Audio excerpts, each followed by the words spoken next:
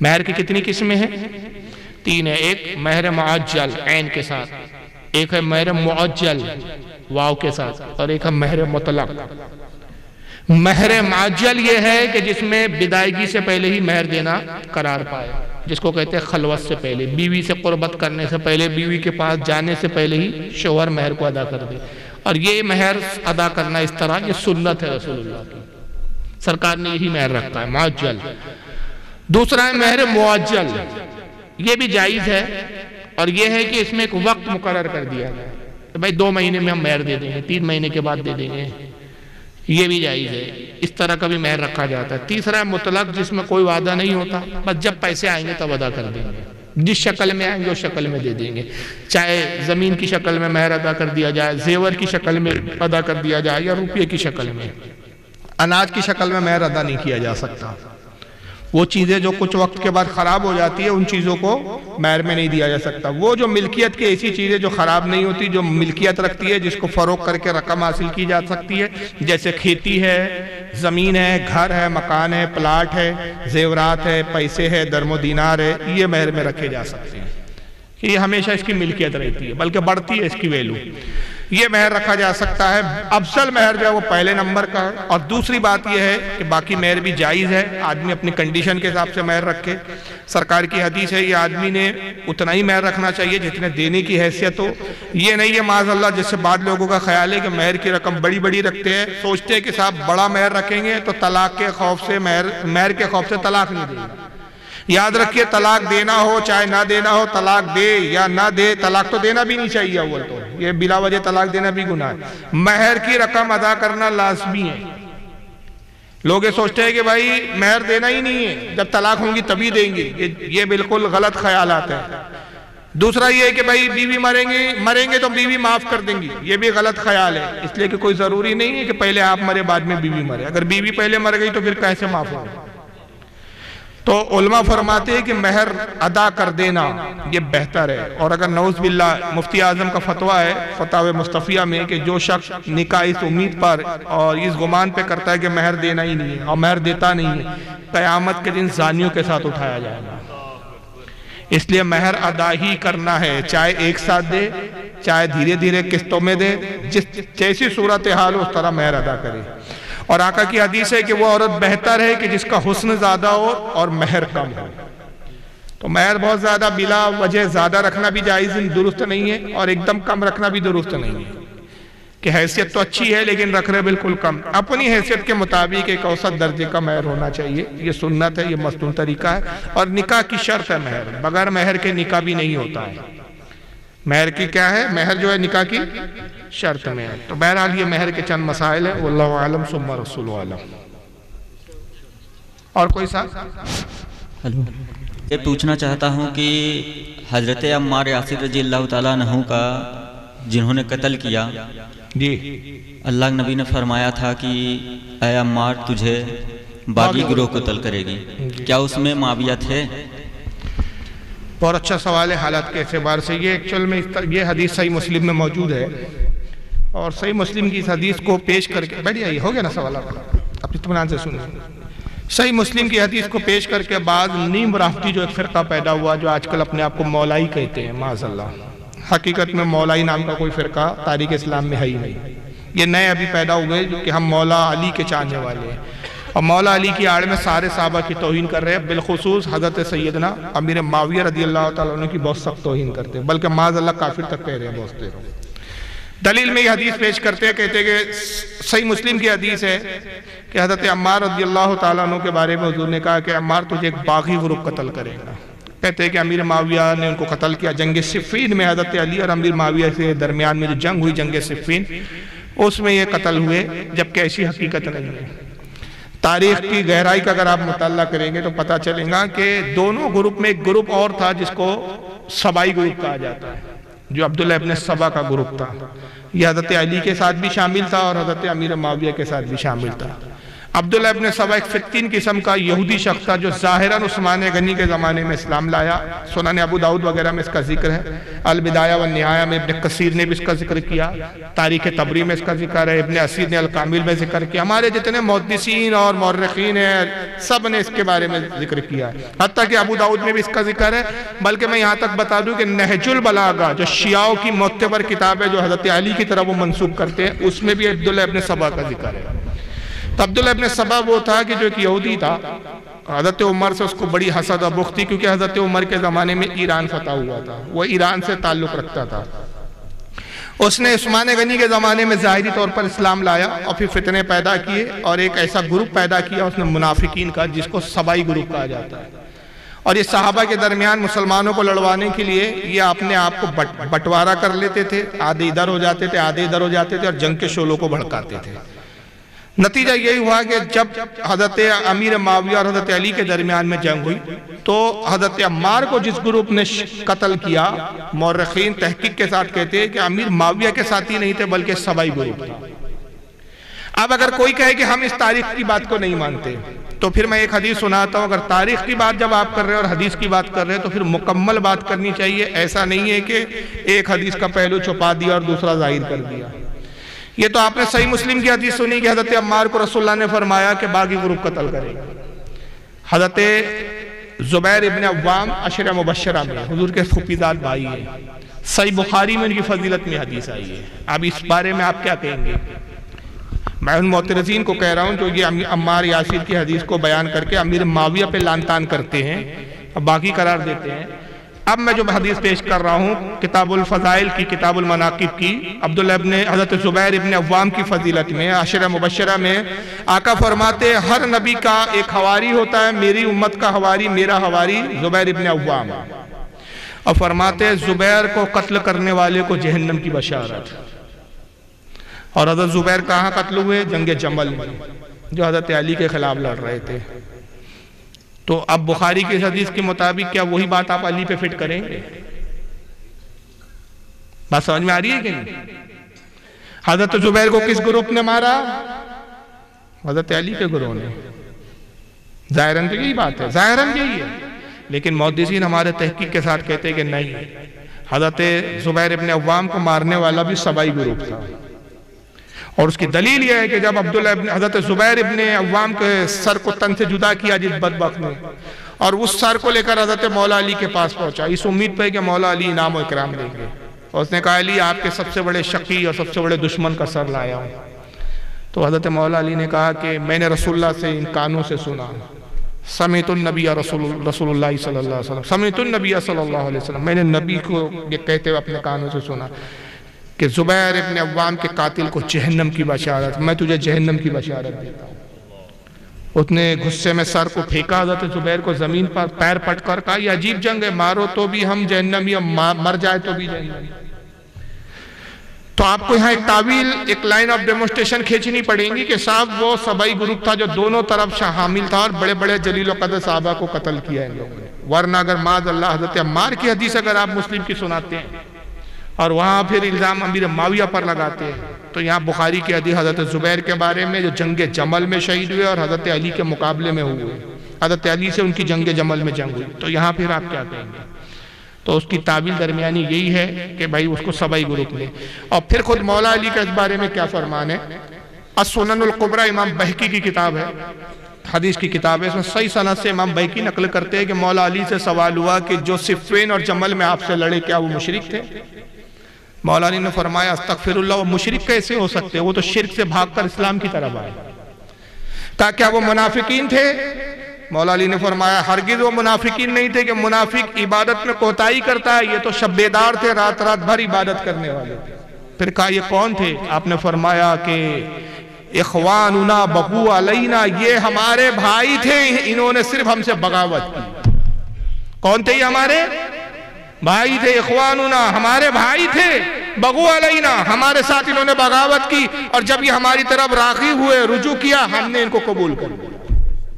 یہ السنن القبری میں امام بہقی نے لکھا ہے. ظاہر ہے کوئی بریلی کے مولانا نہیں تھے کہ جیسے آج کہہ رہے کہ صاحب بریلی لوگ تعویل کر رہے. یاد رکھیے ہمارا مسلک اعتدال والا ہے اور اعتدال کا مسئلہ کیا ہے کہ اللہ کے نبی نے فرمایا میرے کوئی صحابی کی توہین نہ کرو، میرے صحابی کو لعن طعن نہ کرو، ان پہ شب و شتم نہ کرو، یہاں تک کہ حضور فرماتے ہیں کہ تم میں سے کوئی غیر صحابی ہو کر اوہد پہاڑ کے برابر سونا خرچ کر دے اللہ کی راہ میں، اب میرا ایک صحابی ایک مٹھی بھر جو اللہ کی راہ میں دے دے، تم میرے صحابی کے برابر نہیں ہو سکتے۔ اور قرآن عظیم میں اللہ تعالیٰ نے اس کا ذکر کیا ہے، اللہ فرماتا ہے کہ جو فتح مکہ سے پہلے ایمان لائے وہ افضل ان اصحاب سے جو فتح مکہ کے بعد ایمان لائے، مگر اللہ نے ان سب سے جنت کا وعدہ کر لیا ہے۔ وعد اللہ الحسنہ، اللہ نے ان سب سے بھلائی اور جنت کا وعدہ کر لیا۔ اور اس کے بعد رب فرماتا ہے اللہ کو تمہارے کاموں کی بھی خبر ہے، تم کیا کرنے والے ہو اللہ بھی جانتا ہے۔ تو گویا اللہ جانتا تھا کہ ان اصحاب میں آپس میں اختلاف بھی ہوں گا، جنگیں بھی ہوں گی، لیکن یہ جنگ جو ہے سیاسی نوعیت کی ہے، دین کے اعتبار سے نہیں ہے۔ معاذ اللہ کسی صحابی کا کوئی فتویٰ نہیں ملتا کہ امیر معاویہ نے علی سے لڑا تو علی کو منافق یا کافر کہا، یا حضرت علی کی کوئی مائی کلال ایک ایسی روایت نہیں پیش کر سکتا کہ حضرت علی نے امیر معاویہ کو منافق اور کافر کہا، بلکہ اس کے برعکس حدیث کیا مل رہی ہے ہم کو صحیح حدیثوں میں کہ حضرت علی فرماتے ہمارے بھائی تھے، اخواننا، یہ تو ہمارے بھائی تھے، بھائی کہہ رہے تھے۔ جب علی بھائی کہہ رہے تو آج اگر کوئی پاکنڈی امیر معاویہ کو لعن طعن کرتا ہے تو معاذ اللہ وہ خود علی کے خلاف جا رہا ہے۔ ایک اور حدیث ہے جو حد متواتر تک ہے، سندن ضعیف ہے لیکن تواتر کے ساتھ ہے، اس لیے اس حدیث کی صحت پر اتفاق ہے، اور یہ تواتر اور کثرت طرق کی بنیاد پر حسن کے درجے پر ہے۔ حسن جو ہے وہ ضعیف سے اوپر ہو جاتی ہے۔ بڑی مشہور حدیث ہے، وہ کیا ہے؟ حضرت عمر فرماتے ہیں کہ رسول اللہ نے فرمایا میں نے اللہ سے اپنے اصحاب کے بارے میں سوال کیا، اور سوال یہ کیا ہے کہ اے رب کائنات میرے اصحاب میں اگر اختلاف ہو جائے تو ان کے بارے میں تیرا کیا حکم ہے؟ اللہ نے فرمایا محبوب تیرے تمام صحابہ میرے نزدیک آسمان کے ستاروں کی طرح، وہ روشن ستارے ہیں۔ اصحابی کان نجوم فبأیہم اقتدیتم اہتدیتم، پھر حضور نے کہا کہ میرے صحابہ ستاروں کی طرح ہیں، تم ان میں سے جس کی بھی پیروی کرو گے ہدایت پالو گے۔ تو اس حدیث کا جو پہلا حصہ ہے یہ مشکات شریف میں بھی موجود ہے، بہت ساری حدیث کی کتابوں میں، ایک دو نہیں سینکڑوں حدیث کی کتابوں میں۔ تو یہ حدیث شریف بتاتی ہے کہ حضرت عمر خود بیان کر رہے ہیں رسول اللہ سے کہ آقا نے کہا میں نے اپنے رب سے سوال کیا اس بارے میں کہ میرے صحابہ میں اختلاف ہو جائے گا تو اس وقت تیرا کیا حکم ہوگا؟ اللہ نے فرمایا سب روشن ستارے ہیں میرے نزدیک۔ تو ان کا آپس کا اختلاف ہے وہ اجتہاد کی بنیاد پر ہے۔ حضرت مجدد الفسانی شیخ احمد سرہندی رحمت اللہ تعالیٰ علیہ مکتوبات ربانی فرماتے کہ عزیز ہر صحابی کا احترام کر، اگر تو نے معاویہ پہ لعن طعن کیا تو تنہا معاویہ پہ لعن طعن نہیں ہے بلکہ آدھے نصف صحابہ حضرت امیر معاویہ کے ساتھ، نصف علی کے ساتھ ہے، اور اگر اس بنیاد پر تم امیر معاویہ کو لعن طعن کرے تو اس نصف دین سے اور نصف ایمان سے اعتماد اڑ جائے گا، کیونکہ ان صحابہ سے بھی حدیثیں آئی ہے۔ اچھا مجھے یہ بتائیے ایک موٹی سی بات، امام بخاری زیادہ حدیث کے سمجھنے والے بڑے محدث ہیں کہ آج کے مولوی صاحبان؟ امام بخاری کا درجہ کیا ہے بھائی؟ امیر المومنین فی الحدیث کا ہے، اور صحیح بخاری جو انہوں نے لکھی اس کا درجہ کیا ہے؟ قرآن کے بعد سب سے افضل۔ امام شافعی کی المسند ہے، وقت کے ایک بہت بڑے امام ہے، وہ امام شافعی کی کتاب پڑھتے تھے۔ ایک مرتبہ اللہ کے نبی ان کے خواب میں آیا اور فرمایا تو میری کتاب کیوں نہیں پڑھتا، شافعی کی کیوں پڑھتا ہے؟ انہوں نے عرض کیا یا رسول اللہ آپ نے کون سی کتاب لکھی؟ فرمایا محمد بن اسماعیل نے جو صحیح بخاری لکھی وہ میری ہی کتاب ہے۔ حضور نے صحیح بخاری کو اپنی کتاب قرار دیا۔ اب اگر معاذ اللہ امیر معاویہ لعنت کے مستحق ہوتے، باغی ہوتے، منافق ہوتے تو منافق اور باغی سے روایت لینا جائز نہیں ہے، مگر صحیح بخاری میں امیر معاویہ سے کتاب العلم حدیثیں آئی ہے، اور وہ مشہور حدیث آئی ہے جو اہل سنت کی عقیدے کی ترجمانی کرتی ہے۔ آقا فرماتے ہیں انما قاسم واللہ یؤتی، اللہ خزانوں کا مالک ہے اور میں اس کا تقسیم کرنے والا ہوں۔ اس حدیث کا راوی کون ہے؟ حضرت سیدنا امیر معاویہ رضی اللہ عنہ، اور یہ بخاری میں موجود ہے، امیر معاویہ سے مسلم میں روایت ہے۔ تو معاذ اللہ یہ ہمارے محدثین کو نہیں سمجھ میں آیا یہ منافق ہے ان سے حدیث نہیں لینا، آج کے پاکھنڈی ملاؤں کو زیادہ سمجھ میں آ گیا۔ تو اس پر تو بہت مسلسل گفتگو کی جا سکتی ہے، موضوع میرا ابھی وہ ہے نہیں، البتہ میری ایک کتاب آ رہی ہے، دعا کریں کہ جلدی آ جائے، 250 صفحے لکھ چکا ہوں، 300 صفحے تک جائیں گی، جس کا نام ہے افضلیت ابو بکر عمر بزبان علی حیدر۔ اس میں صرف وہ حدیثیں میں نے جمع کی اور کئی حوالوں کے ساتھ، جس میں خلفائے راشدین شیخین کی جو ہے تعریف، حضرت ابوبکر اور عمر کی فضیلت اور افضلیت اور ان کی تعریف سے مولا علی نے بیان کی، جو مولا علی سے روایتیں آئی اسی کو نقل کیا۔ تو بہرحال ہمارا اہل سنت کا نظریہ یہ ہے کہ ہر صحابی نبی جنتی ہے اور ہر صحابی کا احترام کرنا ہے، ان کے درمیان جو بھی ہوا ہم اس کا سب کچھ معاملہ اللہ پر چھوڑتے ہیں۔ اور ان کے اندر، اور آپ کو حیرانی ہوگی کہ بعد میں ان میں رشتہ داریاں قائم رہیں۔ حضرت میمونہ رضی اللہ تعالیٰ عنہ جو حضرت ابو سفیان کی بیٹی ہے، بیٹی کی بیٹی ہے، وہ کس کی بیوی بنی معلوم ہے؟ حضرت میمونہ۔ آپ کو حیرانی ہوگی، حضرت امام حسن سے نکاح ہوا، حضرت ابو سفیان کی پوتی ہے۔ اب اگر یہ منافقین کا گھر تھا تو امام حسن ان سے نکاح کرتے ہیں، تو ان میں رشتہ داریاں بھی رہی آپس میں۔ تو بہرحال یہ اختلاف جو صحابہ میں ہوا، جو جنگیں ہوئی، وہ حضرت عثمان غنی کے خون کے قصاص کو لے کر ہوئی، نہ کہ معاذ اللہ کوئی دوسرا دین کا کوئی اختلاف تھا، قرآن حدیث یا نبی پر ایسا کوئی اختلاف نہیں تھا۔ واللہ عالم ثم رسول عالم۔ اور کسی صاحب کا کوئی سوال؟ جمہور علماء کا، جمہور کہتے ہیں میجارٹی کو، یہاں بھی بہت زیادتی ہو رہی ہے آج کل۔ یہ مولائی فرقہ جو ہے نا، یہ نفاق ہے، کیا ہے اللہ جانے کیا چاہتا ہے امت میں انتشار کرنا، اور یہ تصور اس طرح پیدا کر رہے ہیں، ساری دشمنی اعلیٰ حضرت سے، اعلیٰ حضرت سے دشمنی نکالنے کے لیے کچھ بھی بکے جا رہے ہیں۔ ہوا یہ کہ اعلیٰ حضرت نے کتاب لکھی شرح المطالب فی مبعث ابی طالب، جس میں ابو طالب کو کافر لکھا۔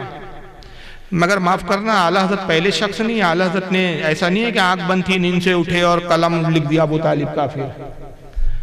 بھائی ابو طالب کے کفر پر جمہور علماء کا اتفاق ہے۔ جمہور کہتے ہیں میجارٹی کو، اس میں امام اعظم ابو حنیفہ ہے، الفقہ الاکبر میں وہ لکھتے ہیں کہ ابو طالب کفر پر مرے۔ امام شافعی ہے، امام احمد ابن حنبل ہے، مسند احمد میں امام احمد ابن حنبل نے ایک دو نہیں کئی حدیثیں لائی ہے ابو طالب کے کفر پر۔ جیسے مثال کے طور پر مسند احمد میں امام احمد ابن حنبل حدیث لاتے ہیں کہ ابو طالب کا انتقال ہوا، حضرت علی آئے، یا رسول اللہ آپ کا بڈھا کافر کفر پر مرا، ماتا دال، یہ لفظ آئے عربی میں، کفر پر مرا ہوا، ماتا علی الدال، کفر پر گمراہیت پر مرا۔ حضور نے کہا اس کو تنگڑے میں دبا دے۔ صحیح بخاری کے اندر حدیث ہے، صحیح بخاری کے اندر یہ حدیث آتی ہے کہ ابو طالب کا انتقال کا وقت قریب آیا، رسول اللہ ابو طالب کے پاس پہنچے، چچا لا الہ الا اللہ کہہ دے میں تیرے ایمان کا ضامن ہوں۔ پاس میں ابو جہل بیٹھا ہوا تھا، ابو جہل نے کہا ابو طالب باپ داداؤں کا دین چھوڑ دیں گا؟ ابو طالب نے کہا میں اپنے باپ داداؤں کے دین پر ہوں۔ یہاں تک کہ امام بخاری کہتے ہیں کہ ابو طالب کا کفر پر انتقال ہو گیا، ایمان نہیں لایا۔ حضرت امام مسلم اور امام بخاری دونوں نے لکھا حضرت عباس جو حضور کے دوسرے چچا ایمان لائے، اور یہ بخاری مسلم کی حدیث ہے۔ بڑا عجیب دوگلا مذہب ہے ان مولائیوں کا، عمار کی حدیث ان کو مسلم میں نظر آ جاتی ہے، وہی مسلم میں ابو طالب کی حدیث نہیں آتی ان کو نظر، بخاری میں نظر نہیں آتی ان کو۔ بڑا عجیب دوگلا مذہب ہے ان لوگوں کا۔ بھئی مانتے ہو تو پورا مانو نا۔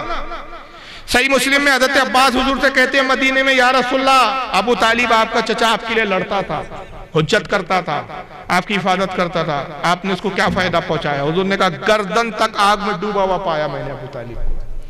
میری رفاقت، میری محبت کا صلہ اس کو یہ ملا کہ اللہ نے مجھے اختیار دیا کہ میں عذاب میں تخفیف کر دوں، کمی کر دوں، تو گردن سے کھینچ کر میں نے تخنوں تک کی آگ میں کر دیا۔ اگر ابو طالب ایمان لائے تو آگ میں کیا کر لیتے بھائی پھر؟ چلیے آپ حدیثوں کو تو چھوڑے، امام شافعی کا مسلک ہے کفر پہ انتقال ہوا، امام ابو حنیفہ کا مسلک ہے کفر پر، امام احمد ابن حنبل کا مسلک، امام مالک کا مسلک، تمام ائمہ ہمارے چاروں متفق ہے۔ صوفیہ اکرام میں آ جائیے، لطائف اشرفی اٹھائیے، مخدوم اشرف سمنانی کہتے ہیں ابو طالب کفر پر مرے۔ تو اعلیٰ حضرت کے بارے میں پوچھتے ہیں جو کہ اعلیٰ حضرت نے لکھ دیا، تو ان سے پوچھے کہ ان کے بارے میں کیا کہتے ہیں جناب مخدوم اشرف سمنانی۔ حضرت خواجہ نظام الدین اولیاء کی کتاب ہے الفوائد الفواد، نظام الدین اولیاء کہتے ہیں ابو طالب بیمار ہوئے، حضور گئے اور کوشش کی کہ ابو طالب ایمان لائے، مگر کوشش کام نہ آئی اور ابو طالب کی موت کفر پر ہوئی۔ جب جنازہ جانے لگا تو حضور بار بار ہاتھ اوپر اٹھاتے پھر نیچے کر لیتے، ہاتھ اٹھاتے نیچے کر لیتے۔ یہ کون لکھ رہا ہے؟ نظام الدین اولیاء، اور سید ہے وہ بھی، مخدوم اشرف جہانگیر بھی، سمنانی بھی سید ہے۔ بار بار حضور ہاتھ اٹھاتے نیچے کرتے، صحابہ نے عرض کہ یا رسول اللہ آپ ہاتھ اٹھاتے نیچے کرتے، حضور اس سے پہلے آپ نے کسی کے جنازے میں ایسا نہیں کیا۔ فرمایا عذاب کے فرشتے نازل ہوئے، قریب تھا کہ ابو طالب کو جنازے سے اٹھا کر لے جائے، میں بار بار واسطہ دے کے روکتا ہوں کہ اللہ کے واسطے تھوڑی دیر رک جاؤ۔ یہ کون لکھ رہا ہے؟ بریلی کے مولانا احمد رضا نہیں لکھ رہے ہیں، ساری گالیوں کا کھاتا اعلیٰ حضرت کے کھاتے میں ڈال رکھا ہے تم لوگوں نے۔ بھائی یہ نظام الدین اولیاء کی الفوائد الفوائد ہے۔ سرکار غوث اعظم کا عقیدہ ہے کہ کفر پر ہوئی۔ داتا گن بخش لاہوری کشف المحجوب میں لکھتے ہیں کہ ابو طالب کا انتقال کفر پر ہوا۔ سبع سنابی شریف میں عبدالوہد بلگرامی رحمت اللہ لکھتے ہیں کہ ابو طالب کا انتقال کفر پر ہوا۔ تو صوفیاء اور اولیاء کا بھی ایک پورا طبقہ ہے جو ابو طالب کو کفر پر مانتا ہے۔ اب اس کے مقابلے میں حدیثوں کو، صحیح حدیثوں کو چھوڑ کر قصے کہانیاں جو لاتے ہیں، تو یاد رکھیے ایمان قصے کہانیوں سے ثابت نہیں ہوتا۔ محدثین کا ایک اصول ہے، بہت علمی بات بول رہا ہوں، اللہ کرے کہ آپ سمجھ جائے۔ یہ جملہ اگر آپ نے سمجھ لیا تو مجھے 4 گھنٹے بھی بولنے کی ضرورت نہیں، 1 گھنٹہ بولنے کی ضرورت نہیں، پوری جملہ پورے اس مسئلے کا حل ہو جائے اسی جملے۔ محدثین کا اصول کیا ہے؟ روایت کے مقابلے میں حکایت کام نہیں دیتی۔ روایت کے مقابلے میں حکایت، بس یہ اصول ہے۔ یہ اصول سمجھ میں آ گیا تو بات ختم ہو گئی۔ مثلا روایت یہ ہے کہ سمجھانے کے لیے میں کہہ رہا ہوں، روایت یہ ہے کہ کھڑے ہو کر پانی نہ پیو، یہ روایت ہے۔ اور روایت کیا ہوتی ہے؟ سند کے ساتھ ہوتی ہے، حدیث ہوتی ہے۔ رسول اللہ کی روایت ہے، رسول اللہ کا فرمان ہے کہ کھڑے ہو کر پانی نہ پیو۔ اور حکایت یہ ہے کہ کوئی قصہ بیان کرے، ہمارے پیر صاحب کھڑے ہو کر پانی پیتے تھے، تو پیر کا عمل مانیں گے آپ کے رسول کا عمل مانیں گے؟ حجت روایت ہے، حکایت نہیں ہے۔ ابو طالب کے کفر کے تعلق سے روایتیں ہیں، قرآن کی آیتیں 4 آیتیں جو ابو طالب کے کفر پر نازل ہیں۔ اور اس پر کن لوگوں کا اتفاق ہے کہ یہ آیت ابو طالب کے کفر پر ہوئی؟ بریلی کے مولانا احمد رضا کا نہیں ہے کہنا، امام سیوطی، امام قرطبی، امام تفسیر مدارک کے لکھنے والے امام محمد بن حسین البغوی، اس کے بعد حضرت کیا نام ہے ان کا، حضرت امام محمود نصفی تفسیر مدارک کے مصنف، تفسیر بغوی کے لکھنے والے محمد بن حسین بغوی، جتنے مفسرین ہیں یہاں سے وہاں تک، میں ہر مفسر کی کتاب سے آپ کو دکھانے کے لیے تیار ہوں کہ 4 آیتیں باقاعدہ آئی ہے جس کے متعلق مفسرین نے اتفاق کیا کہ ابو طالب کے بارے، جن میں سے ایک یہ ہے کہ ابو طالب کا انتقال ہوا۔ حضور قبر پہ گیا اور مغفرت کی دعا کی، کہا مولا آخر میرا چچا تھا، ایمان نہ لایا لیکن میرے لیے مدد کرتا تھا، لڑتا تھا کافروں سے میرے لیے۔ اسی وقت قرآن کی آیت نازل ہوئی۔ مفہوم یہ تھا آیت کا کہ نبی اور ایمان والوں کے لیے جائز نہیں کہ ان کافر و مشرک کے لیے دعا کرے کہ جن کے بارے میں معلوم ہو چکا کہ وہ کفر پر مرے۔ اور اس پر تمام مفسرین کا اجماع ہے، تمام مفسرین کا، کہ یہ آیت ابو طالب کے بارے میں نازل ہوئی۔ اب سارے مفسرین کو ہم چھوڑ دیں، سارے محدثین کو چھوڑ دیں، آج کے ان چھٹاک بھر کے جاہل مولائی لوگوں کو پکڑ کے چلے بھائی، یہ اب یہ ثابت کیسے کر رہے؟ حضور صلی اللہ علیہ وسلم کو پالا تو نبی ایک کافر کے گھر میں پلیں گے کیا؟ ارے بھائیہ ذرا عقل کی خیرات لاؤ، موسیٰ علیہ السلام کس کیا پلے؟ ابراہیم علیہ السلام کس کیا پلے؟ کافر کیا پلنے سے کیا ہو جاتا؟ ابو طالب نے حضور کا نکاح پڑھایا، یہ کس سے سنا رہے ایمان کے لیے؟ ارے بھائی یہ کہاں سے مسئلہ پڑھ لیا ہے کہ کافر نکاح پڑھائے تو نکاح نہیں ہوتا؟ نکاح کی جو شرط ہے وہ کیا ہے؟ 3 شرطیں نکاح کی بنیادی۔ نکاح پڑھانے کی کوئی شرط ہی نہیں ہے نکاح کی۔ پہلی شرط ہے مہر کا ہونا، دوسری شرط ہے 2 گواہوں کا، مسلمان گواہوں کا ہونا، تیسری شرط ہے ایجاب و قبول، مرد اور عورت کا ایک دوسرے کو نکاح میں قبول کرنا، تیسری شرط ہے یہ جو خطبہ دیتے ہیں خطیب صاحب، قاضی صاحب، یہ سب مستون طریقہ ہے۔ اور ابو طالب نے جو خطبہ دیا تھا جناب، وہ بھی کتاب سیرت ہشام اور کیا نام ہے سیرت النبوہ ابن اسحاق کی سب میں موجود ہے۔ اس میں انہوں نے کوئی اللہ کی تعریف توصیف نہیں بیان کی تھی، وہ خطبہ نہیں دیا تھا جو آج آپ اور ہم دیتے ہیں۔ اس وقت تو شریعت ہی نافذ نہیں ہوئی تھی۔ انہوں نے جو خطبہ دیا تھا حضور کے نکاح میں، انہوں نے اپنے قبیلہ قریش کی تعریف بیان کی تھی اس میں کہ ہمارا قبیلہ یہ ہے، ہمارا قبیلہ یہ ہے، اپنے قبیلے کی تعریف بیان کرتے تھے، وہی خطبہ ہوتا تھا اس وقت۔ جب سرکار نے نبوت کا اعلان کیا تو پھر آپ نے ایک مستون خطبہ بیان کیا جس میں چند قرآن کی آیتیں ہیں، پھر ایک حدیث بھی پڑھی جاتی ہے کہ النکاح من سنتی فمن رغب سنتی فلیس منی، یہ جو پھر حدیث پڑھی جاتی ہے، اور وہ قرآن کی وہ آیات کہ ہم نے تم کو ایک مرد اور عورت سے پیدا کیا، یہ پھر رسول نے اس کو رائج کیا۔ اس سے پہلے تو شریعت نافذ ہی نہیں ہوئی تھی، تو کون سا خطبہ پڑھ لیا تھا ابو طالب نے؟ ابو طالب نے نکاح پڑھایا تو اس سے مسلمان ہو گئے، تو اس سے کہاں ثابت ہوتا؟ تو بھائی جتنے صحابہ تھے جو شادی شدہ تھے ان کے نکاح کس نے پڑھائے تھے؟ ان کے نکاح کس نے پڑھائے تھے؟ کفار و مشرکین نہیں پڑھائے تھے نا۔ حضرت عمر کا نکاح حضرت عمر کا بھی ایمان لائے بھائی، بڑی عمر میں لائے، ابو بکر کا بھی لائے، کوارے تھے کہ جب ایمان لائے تھے تو۔ حضرت سلمان فارسی جب ایمان لائے، ان کے بارے میں آتا ہے کہ 150-250 سال عمر تھی، کوئی تو 150 لکھتا ہے، کوئی 250 سال لکھتا ہے، تو کیا کوارے تھے کہ اس وقت تک شادی نہیں کیے تھے ان لوگوں نے؟ سینکڑوں عمر دراز صحابی تھے جو شادی شدہ تھے۔ ایک بھی کوئی مائیکل علیہ ایسی روایت دکھا سکتا ہے مجھے کہ جب وہ ایمان لائے تو حضور نے کہا تمہارا نکاح کفر میں ہوا تھا لہذا وہ نکاح درست نہیں ہے، دوبارہ نکاح پڑھاؤ؟ کفر کے نکاح کو اسلام میں مانا گیا، تو نکاح پڑھانے سے کوئی ایمان ثابت نہیں ہوتا۔ ایمان کے ثبوت کے لیے صریح نص قطعی چاہیے، صریح حدیث چاہیے، اور یہاں کفر کے بارے میں صریح روایتیں ہیں اور ایمان کے بارے میں قصے اور کہانیاں ہیں، اور بڑے عجیب عجیب قصے ہیں۔ اصل میں یہ فتنے کا بیج بونے والا بھی طاہر القادری ہے پہلا، جس نے ایک بیان کیا تھا شیعوں کو خوش کرنے کے لیے، اور اس کے بعد سے یہ مولائی گروپ ابھر گیا اور دوڑ پڑے۔ تو بہرحال اعلیٰ حضرت کو بعد میں کوسیے، مرد بنیے تھوڑا، مخدوم اشرف سمنانی کو کوسیے پہلے کہ لطائف اشرفی میں کافر کیوں لکھ دیا، نظام الدین اولیاء کو کوسیے کہ الفوائد الفوائد میں کیوں لکھ دیا، داتا گنج بخش لاہوری کو کوسیے کہ صاحب کشف المحجوب میں کیوں کافر لکھ دیا، عبدالوہاب بلگرامی کو کوسیے کہ سنہ سنابل شریف میں کیوں لکھ دیا، غوث اعظم کو کوسیے کہ غنیۃ الطالبین میں کیوں لکھ دیا، یہاں تک کہ صاحب اور آگے اگر ہم بڑھ جائیں تو امام جعفر صادق کو کوسیے کہ امام جعفر بھی کہتے ہیں کہ ابو طالب ایمان نہیں لائے، حضرت علی کو کوسیے کہ جب مولا علی کہتے ہیں یا رسول اللہ آپ کا چچا بڈھا کافر مر گیا، اپنے باپ کے بارے میں کافر لفظ استعمال کر رہے ہیں، تو علی کو کوسیے، حضرت عباس سے کوسیے، عباس کو کیا ضرورت تھی سوال کرنے کی، ان کو نہیں پتا تھا کہ بھائی میرے بھائی تو ایمان پر گیا، پوچھ رہے آپ نے کیا فائدہ پہنچایا، یہ سوال بتا رہا ہے کہ وہ بھی جانتے تھے کہ ابو طالب کی موت ایمان پر نہ ہوئی، تبھی تو پوچھ رہے یا رسول اللہ آپ نے کیا فائدہ پہنچایا، اور یہ بخاری کی حدیث ہے۔ تو اب جو لوگ کہتے ہیں بخاری مسلم کو چھوڑ کر جو بکواسات کرتے ہیں، تو ان سے میرا ایک پہلا سوال ہے کہ پہلے تم مجھے یہ بتاؤ تم سنی ہو کہ شیعہ ہو؟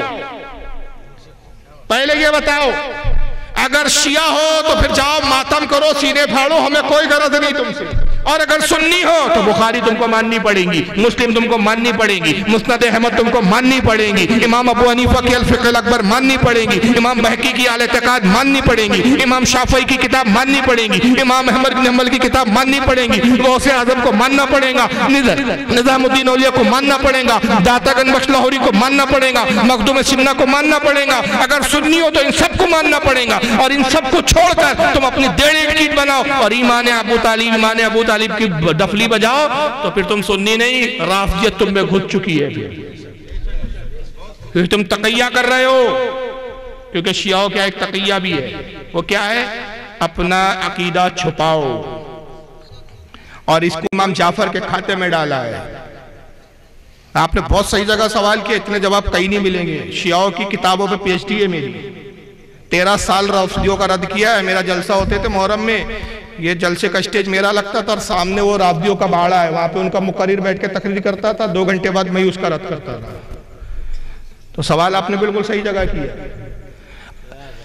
رافضیوں کی ایک معتبر کتاب ہے جس کو امام جعفر کے کھاتے میں ڈالتے ہیں، میرے پاس سب اوریجنل کتابیں موجود ہیں، من لا ید الفقیہ کتاب کا نام، ترجمہ ہوتا ہے یہ اس کے لیے کتاب جو فقہ نہ جانتا ہو، علم فقہ نہ جانتا ہو، جو فقیہ نہ ہو۔ اس میں معاذ اللہ تقیہ کے بارے میں امام جعفر کے کھاتے میں ڈالا۔ تقیہ سمجھئے کیا ہے؟ اپنا عقیدہ چھپاؤ، سنیوں کے بیچ آؤ تو کہو ہم سنی ہیں، شیعوں کے بیچ جاؤ تو کہو ہم تو رافضی ہیں، اور یہ بالکل وہی منافقت ہے جس کو قرآن نے بیان کیا کہ جب اپنے حواریوں کے پاس جائیں، جب ایمان والوں کے پاس آئیں تو کہے ہم تو تمہارے ساتھ ہیں، اور جب اپنے شیطانوں میں جائے قالوا انا معکم، ہم تمہارے ساتھ ہیں، اس کو کہتے ہیں تقیہ۔ امام جعفر کے کھاتے میں ڈالا گیا۔ امام جعفر سے پوچھنے والے نے پوچھا کہ بتائیے حضور ایمان کے کتنے درجے ہیں؟ کہا 70 درجے، اور 69 درجے تقیہ کرنے میں، اپنا ایمان اپنا عقیدہ چھپانے میں۔ تو یا تو یہ رافضی ہے جو چھپ کر اپنے آپ کو سنی بتا کر ہماری قوم کو گمراہ کر رہے ہیں، اور اگر واقعی سنی ہو تو پھر تھوڑا سا مرد بنو، مردانگی پیدا کرو، اور سنی بول کر اعلان کرو ہم سنی ہیں، اعلیٰ حضرت کو بعد میں کوسو، یہ شخصیاتوں کا پہلے ذکر کرو۔ جب تم ان کو گالیاں بکو گے نا تمہارا چہرہ سمجھ میں آ جائے گا کہ تم سنی، جو مخدوم سمنہ کو گالی بکے وہ سنی نہیں ہو سکتا، جو داتا گنج بخش لاہوری پہ لان تان کرے وہ سنی نہیں ہو سکتا، جو عبدالوہاب بلگرامی پہ لان تان کرے وہ سنی نہیں ہو سکتا، جو نظام الدین اولیاء پہ لان تان کرے وہ سنی نہیں ہو سکتا۔ تو تم اعلیٰ حضرت کو بخش دو۔ اعلیٰ حضرت کا قصور اتنا ہے صرف کہ انہوں نے جو بھی کہا، میں چیلنج سے کہہ رہا ہوں، آج اس مقصد پہ تقریر نیٹ پہ جائیں گی اور یہ چیلنج ہے کہ اعلیٰ حضرت نے پوری زندگی جو بھی کہا کسی نہ کسی امام کے حوالے سے کہا، تنہا اپنی کوئی بات انہوں نے نہیں رکھی۔ سبحان اللہ، اللہ اکبر، یا رسول اللہ زندہ باد۔ لیکن اصل میں پرابلم کیا ہے ان مولائیوں کو؟ مسلک اعلیٰ حضرت ایک ایسا نعرہ ہے، ایک ایسی پہچان ہے کہ ان کو اس سے چیڑ ہے، تو جہاں مسلک اعلیٰ حضرت سے چیڑ ہے تو ان کی دال روٹیاں چلتی نہیں ہے، وہاں بریانی ملتی نہیں ہے ان کو وہاں پر۔ اعلیٰ حضرت کے اگر نام لو تو بریانی بھی ملتی ہے، آرام بھی ملتا ہے، گدے بھی ملتے ہیں، تکیے بھی ملتے ہیں، ورنہ پھر وہی ہے جو تیرے در سے یار پھرتے ہیں، ہر بدر یوں ہی خار پھرتے ہیں۔ سبحان اللہ۔ تو اعلیٰ حضرت چونکہ چیڑ ہے ان لوگوں کو، میں چیلنج سے کہہ رہا ہوں، جس کتاب کی بنیاد پہ اعلیٰ حضرت کو آپ گالیاں بکرے، اس کتاب کی خاصیت کیا ہے پتہ ہے آپ کو؟ ہے تو چھوٹا سا رسالہ شرح المطالب فی مبحث علی، 360 کتابوں کی دلیل دی اعلیٰ حضرت نے اس کے اندر۔ سبحان اللہ۔ کتنی کتابوں کی؟ اور جتنی کتابوں کی دلیل دی، اکثر و بیشتر اوریجنل کتابیں میرے پاس ہیں، وہ کتاب اوریجنل لاؤ اور میں اوریجنل کتابوں سے، وہ بھی ہارڈ کاپی PDF اپنی، وہی باتیں جو اعلیٰ حضرت نے نقل کی نہ دکھا دو تو تقریر کرنا چھوڑ دوں گا۔ جو بھی میرے امام نے لکھا، تحقیق کے ساتھ لکھا، سند کے ساتھ لکھا، دلیل کے ساتھ لکھا، مضبوطی کے ساتھ لکھا، کوئی مائیکل آل ایک حرف ادھر سے ادھر چینج کر کے نہیں بتا سکتا۔ یہ ہے ہمارے امام کی شان۔ جی تو بہرحال لیکن اس کے باوجود بھی اعلیٰ حضرت کا مسلک دیکھیے اور اسی مسلک پر ہم قائم۔ حضرت کہتے ہیں کہ ابو طالب کا کفر، اب یہ خاص بات سن لیجئے، ابو طالب کا کفر ابو جہل اور ابو لہب کی طرح ہے کہ یہ شقی اور دشمن تھے اور ابو طالب دوست تھے، صرف ایمان نہ لائے تو ان کا نام بے ادبی کے ساتھ نہیں لیں گے، ان پہ لان تان نہیں کریں گے اور ان کے کفر کا بھی ذکر بار بار نہیں کریں گے۔ کوئی ایمانیات میں سے نہیں ہے کہ ان کے کفر کا بس آپ بار بار ذکر کرتے رہے، لیکن جب ضرورت ہو تو یہ عقیدہ ضرور رکھیں گے بھائی ان کا خاتمہ ایمان پر نہیں ہوا اور ان کا کفر نعوذ باللہ نہ ابو لہب کی طرح تھا نہ ابو جہل کی طرف تھا۔ اب اگر کوئی جناب ابو طالب بول دے ان کو یا حضرت ابو طالب بول دے تو علماء نے اتنی اجازت دی، البتہ رضی اللہ تعالیٰ عنہ علیہ السلام، یہ جو چوچلے بازی ہو رہی اس کی اجازت نہیں ہے۔ واللہ عالم ثم رسول عالم۔ یہ حضرت یہ ہے کہ کچھ لوگ کہتے ہیں کہ بھی نہیں تھا اور اب اعلیٰ حضرت کا نام آیا، تو یہ بچکانہ سوال ہے بھائی، 40 سال پہلے اعلیٰ حضرت کا نام نہیں تھا تو یہ اپنی کم علمی کا اظہار کر رہے ہیں۔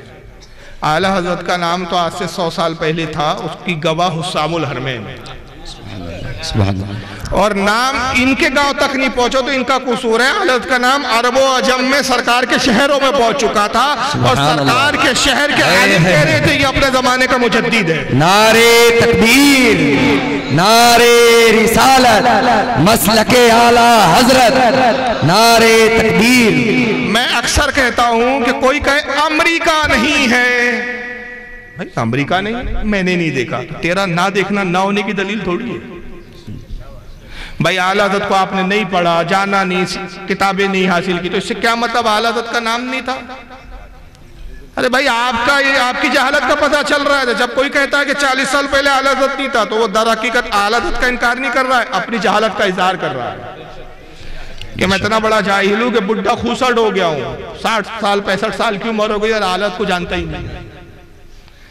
تو بہرحال اعلیٰ حضرت جب سے پیدا ہوئے، جب سے مجدد ہوئے، 13 سال کی عمر میں مفتی ہو گئے تھے اعلیٰ حضرت۔ سبحان اللہ۔ بات نکلی ہے تو ایک واقعہ سنا دیتا ہوں کہ دنیا میں ہی اعلیٰ حضرت کو جان لیا تھا 8 سال کی عمر میں۔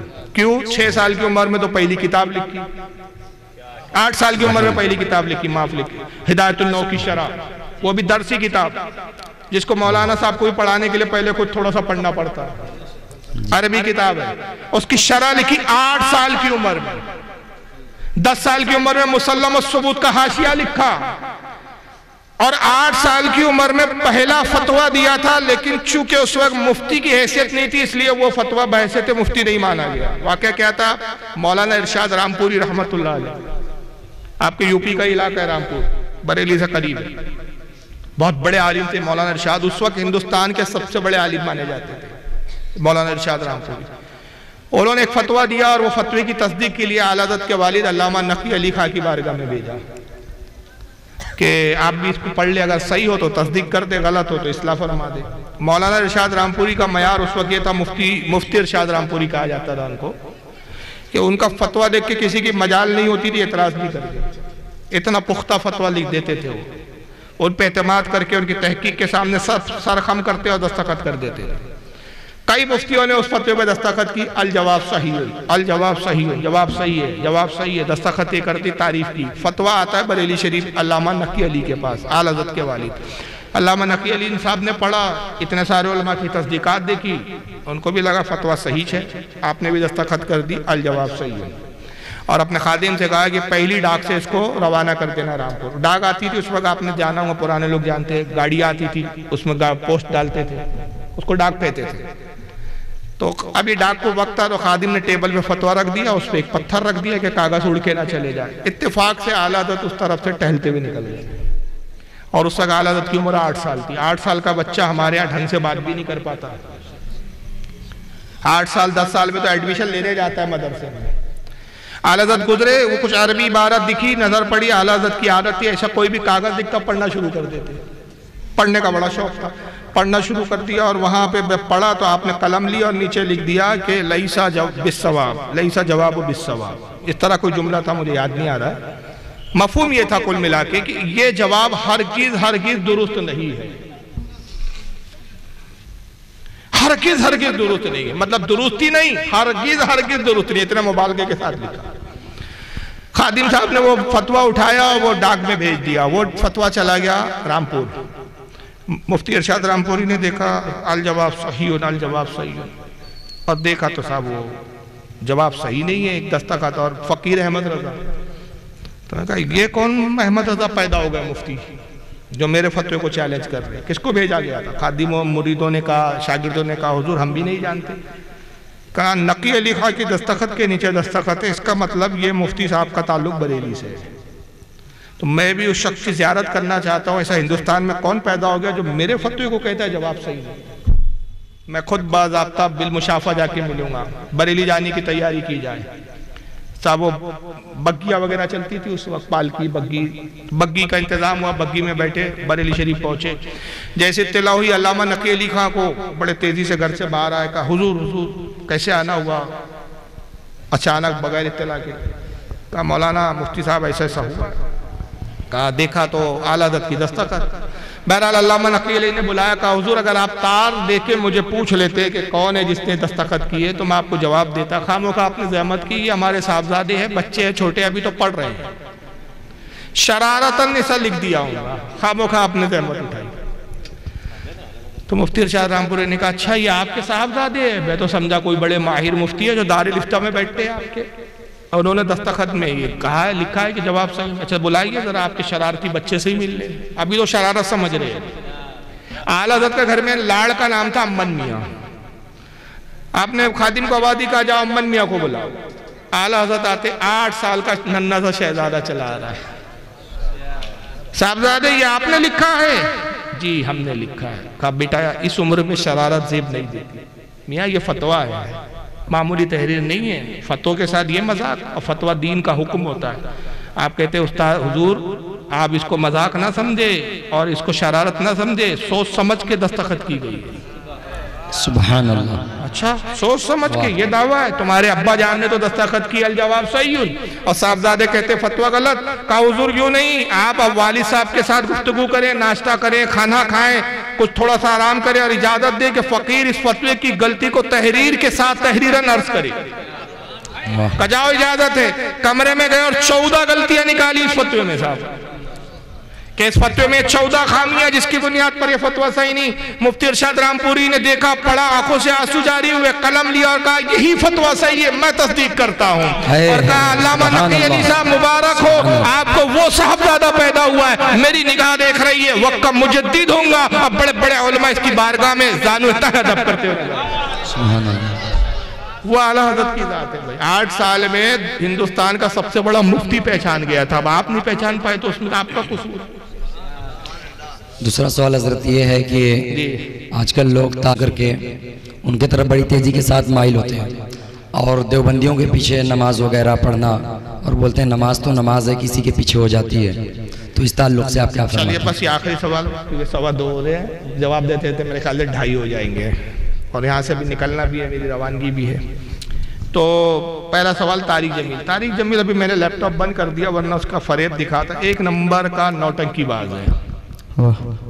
میں چڑھ کے نہیں کہہ رہا ہوں، تحقیق کی بنیاد پہ کہہ رہا ہوں، اس کے رد میں میری کئی ویڈیو نیٹ پہ موجود ہے، آپ دیکھ سکتے ہیں۔ اس جاہل کو توحید ہی نہیں معلوم، دعا کرتا رہو، کہتے ہیں اللہ زمین پر اتارا، ہاں اس کی دعا ہے، میرے پاس ویڈیو ہے، اے اللہ زمین پر اتارا، تو ہمارے سامنے ہوتا، ہم تیرے سامنے لٹ پٹ ہوتے، تیرے قدموں میں مچلتے ہیں۔ پھر کہتا ہے اللہ یہ دنیا میلی ہو گئی ہے، گندی ہو گئی ہے، اب یہ صاف نہیں ہوگی، تو اپنا جھاڑو لا اور اس جھاڑو سے صاف کر۔ یہ اللہ کی شان بتا رہا ہے خبیث۔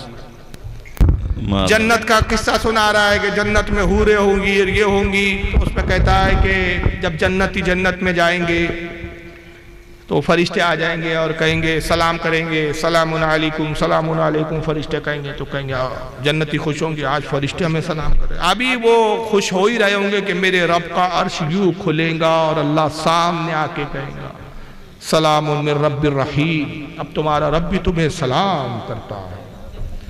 تو وہ اللہ کو جسم کے اعتبار سے مانتا ہے، دروازے کھل رہے ہیں، کھل جا سم سم، پھر اللہ آ رہا ہے، سامنے آ رہا ہے، سلام کر رہا ہے، اس طرح کی بکواسات کرتا ہے۔ تو ایک جاہل قسم کا شخص ہے جس کو نہ تہذیب ہے نہ تمیز ہے، اور خود اس پر اسی کی جماعت کے کئی لوگوں نے فتوے لگائے۔ مثال کے طور پہ حضرت یوسف علیہ السلام کی اس نے توہین کیا تھا بیچ میں، اور ایک موضوع روایت بیان کی کہ یوسف علیہ السلام کو جو ہے معاذ اللہ گدھے پہ بٹھایا گیا مصر میں، چہرے پہ کالک ملی گئی اور ان کو بازار میں گھمایا گیا اور لوگ ان کے منہ پہ تھوکتے تھے مار۔ تو یہ حضرت یوسف کی جب توہین کی یوسف علیہ السلام کی، اسی کے جماعت کی مفتیوں نے اس پہ فتوے لگائے کہ یہ تو کفر ہے، تو نے نبی کی توہین کیا۔ تو بڑے نوٹنکی کے بعد اس نے بہرحال توبہ کیا۔